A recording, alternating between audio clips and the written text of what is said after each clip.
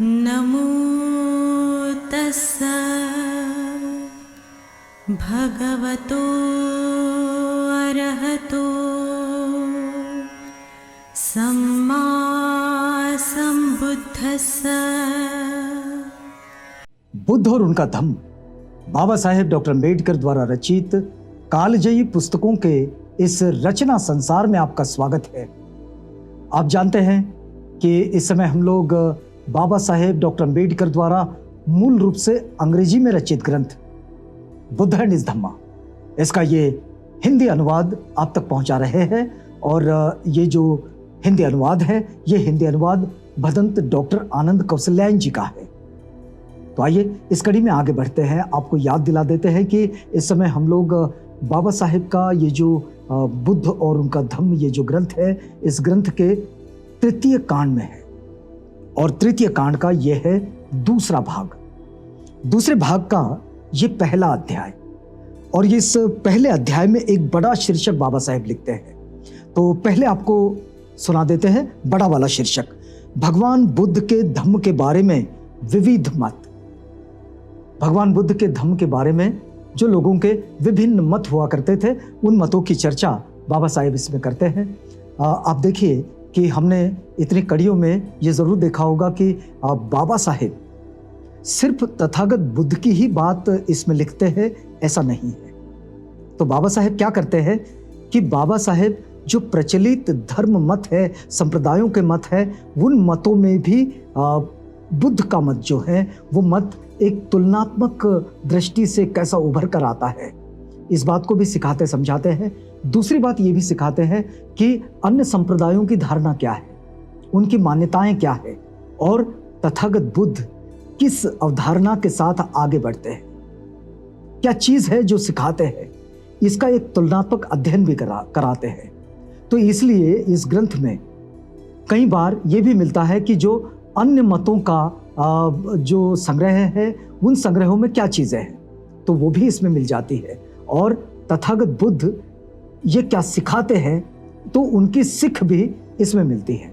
और इसलिए इस मायने में ये ग्रंथ बड़ा महत्वपूर्ण है। वैसे आपको एक बार ये भी याद दिला देते हैं कि बाबा साहेब ने ये ज़रूर कहा है कि ये जो उन्होंने बुद्ध और उनका धम्म ये ग्रंथ लिखा है, इस ग्रंथ को समझने के लिए, मतलब बहुत बेहतर तरीके से समझने के लिए, हमने बुद्ध और कार्ल मार्क्स, ये एक उनका जो ग्रंथ है वो, और एक दूसरी पुस्तक है उनकी revolution and counter revolution in ancient India, ये जो उनकी दूसरी पुस्तक है, इसे भी जरूर पढ़ना चाहिए इसके साथ साथ।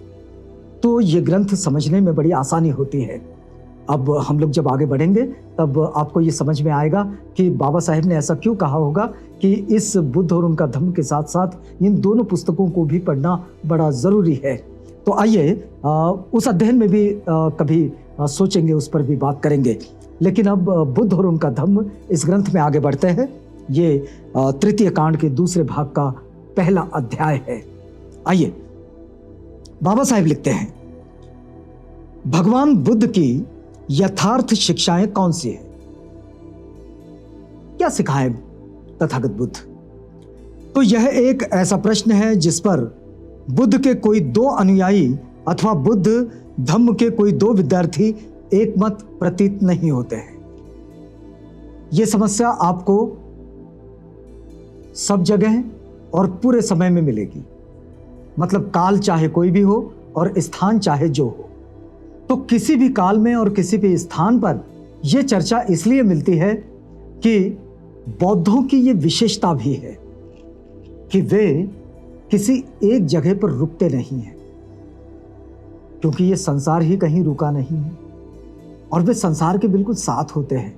तो वे जहां होते हैं वहां से आगे ही बढ़ जाते हैं। तो इसलिए ठहरने का कोई मुद्दा नहीं होता। और इसलिए तथागत के अनुयायी भी तथागत की सीख पर, उनकी शिक्षाओं पर एकमत कभी नहीं होते, ना तो उनके मार्गदर्शक और ना ही उनके विद्यार्थी या अनुयायी। अब देखिए कि बुद्ध के दो अनुयायी अथवा बुद्ध धर्म के दो विद्यार्थी एकमत प्रतीत नहीं होते। कुछ के लिए समाधि ही उनकी खास शिक्षा है। तथागत बुद्ध के कुछ अनुयायी ये मानते हैं कि समाधि ये उनकी खास शिक्षा है। इसके सिवाय तथागत ने कुछ नहीं सिखाया। कुछ के लिए विपस्सना ये ही उनकी खास शिक्षा है।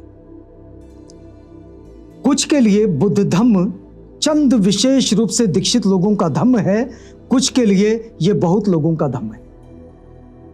कुछ लोग मानते हैं कि ये कुछ चुनिंदा लोगों का धम्म है जो बुद्ध धम्म में दीक्षित होते हैं, बड़े विशिष्ट रूप से जीवन यापन करते हैं, ये उन लोगों का धम्म है। या फिर कुछ लोगों का ये मानना है कि नहीं, ये बहुत सारे लोगों का धम्म है।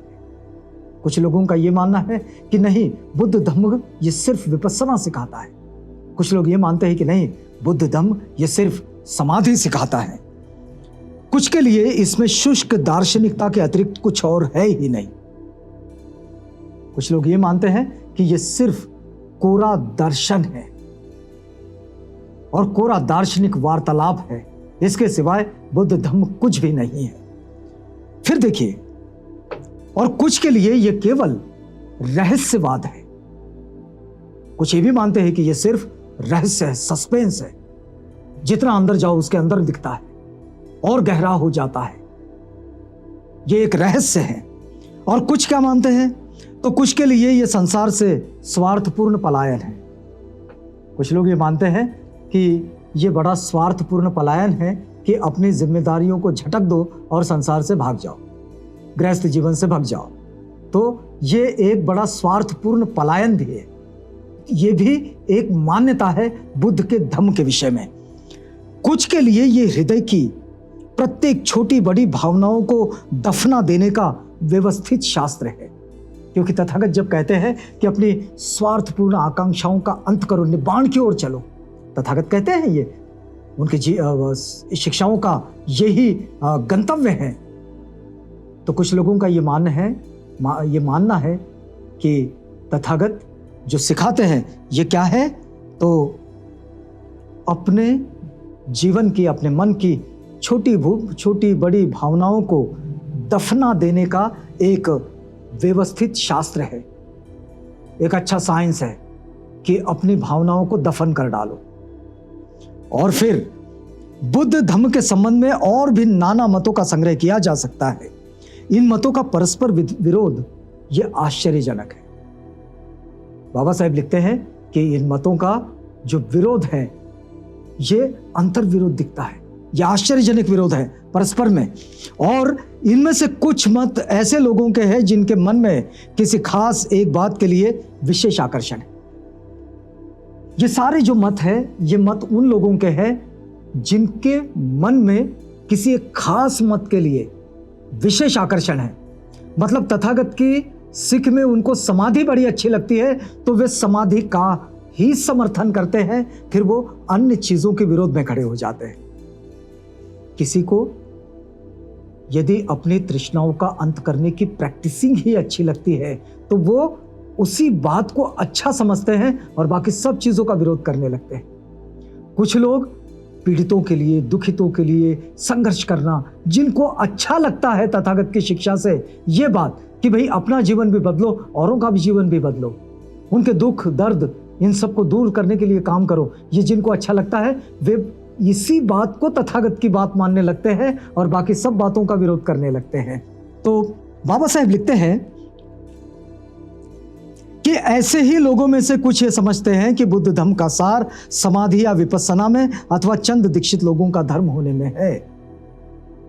ये विशिष्ट तरह के लोग हैं जो विशिष्ट मतों से चिपटे हुए हैं और इसलिए ये ऐसा मानकर चलते हैं, जबकि तथागत ने ऐसी कोई बात नहीं सिखाई समझाई। तथागत समग्र रूप में चीजों को समझाते हैं। कोई विपस्सना, ध्यान, समाधि, शोषितों के खिलाफ, शोषितों के लिए लड़ना, शोषितों की जिंदगी को बदलना, उनकी जिंदगी को ठीक करना, अपने जीवन को उन्नति की ओर ले जाना, अपने आसपास के दुख दर्द भरे जीवन को भी खुशहाली की ओर लेकर चलना, ये सब तथागत सिखाते हैं। ये सब कुछ हमारा जीवन जो कि एक स्वाभाविक आकांक्षाओं के साथ, स्वाभाविक इच्छाओं के साथ कैसे जन्म ग्रहण करता है, यही तृष्णा बार बार जन्म का कारण कैसे बन जाती है, यही तृष्णा दुख की निर्मिति कैसे करती है, ये सब तथागत सिखाते हैं। तथागत ये भी सिखाते हैं कि जो हमारे पास उत्पन्न हो रहा है उसके पीछे एक ठोस कारण है। निश्चित रूप से हमें नहीं दिखता, यह हमारा ज्ञान हो सकता है, लेकिन तथागत इस बात को सिखाते समझाते जरूर है। लेकिन बावजूद इसके जो लोग इनमें से एक एक बात को पकड़ लेते हैं और उसी बात को तथागत की सिख मानकर चलते हैं और वहीं से आगे बढ़ते रहते हैं, तो इनमें से कुछ बुद्ध धर्म के विद्यार्थी है ही नहीं। इनमें कुछ ऐसे भी हैं कि जो बुद्ध धर्म का अध्ययन भी नहीं करते। कुछ दूसरे मतों के कारण बुद्ध धर्म के बारे में लिखने वाले अनेक लोग जो प्राचीन भारतीय इतिहास के पंडित हैं, उनका बुद्ध धर्म का अध्ययन आकस्मिक होने के कारण और इतिहास से संपर्क रहने के कारण ही वे इस तरह की चीज़ों को लिखते हैं। कुछ लोग जिनका बुद्धिज्म की प्रैक्टिसिंग से कोई लेना देना नहीं होता। बहुत सारे ऐसे लोग होते हैं जो ध्यान, विपस्सना, समाधि, इन सब का कोई अभ्यास नहीं करते, कभी किया नहीं होता, लेकिन इनका विरोध जरूर करते हैं।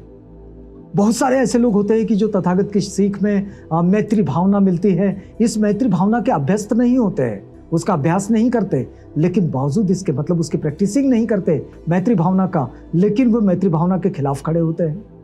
बहुत सारे लोग ऐसे होते हैं कि जो अपने जीवन को भी बदलने की कोशिश नहीं करते, किसी और के जीवन को भी बदलने के लिए अपना कोई योगदान नहीं देते, लेकिन बावजूद इसके इस बात के लिए बड़े प्रतीक्षारत होते हैं कि ये सब बदलना चाहिए, ये सब ठीक होना चाहिए। तो ऐसे लोग दुनिया में बहुत होते हैं। कुछ ऐसे भी होते हैं, बाबा साहेब लिखते हैं कि जिन्होंने सिर्फ इतिहास को पढ़ा है और अपना मत बना लिया, वे भी तथागत बुद्ध के खिलाफ और उनकी शिक्षाओं के खिलाफ अपना मत बना लेते हैं या फिर उसके समर्थन में अपना मत बना लेते हैं। तो इस तरह की कोई भी बात तथागत बुद्ध की शिक्षा से और उनकी जीवनचर्या से नहीं जुड़ती है, क्योंकि तथागत की सिख ये आचरणशील है, वो प्रत्यक्ष आचरण का हिस्सा है। देखिए, बाबा साहेब लिखते हैं कि उनमें से कुछ बुद्ध धर्म के विद्यार्थी है ही नहीं, वे नृवंश शास्त्र के विद्यार्थी भी नहीं, वह शास्त्र जो धर्म की उत्पत्ति और विकास से भी संबद्ध है। ये न तो धर्म का, न मनुष्य का, न धर्मों की उत्पत्ति का, उसके विकास का अध्ययन करने वाले लोग होते हैं, और ना ही इन चीज़ों को जानते हैं, तब भी इन चीज़ों पर लिखते समझते रहते हैं और जो उन्हें लगता है वो चीज़ें लिखते हैं। तो बाबा साहेब की ये जो बात है, इस बात को हम लोग यहाँ पर रुकेंगे, आपको याद दिला देते हैं कि इस समय हम लोग बुद्ध और उनका धम्म के तृतीय कांड का ये दूसरा भाग आप तक पहुँचा रहे थे, लेकिन यहाँ रुकना पड़ेगा क्योंकि ये वक्त पूरा होता है। तो कल आपसे पुनः भेंट होगी, वादा करते हैं, लेकिन अब इजाज़त चाहते हैं।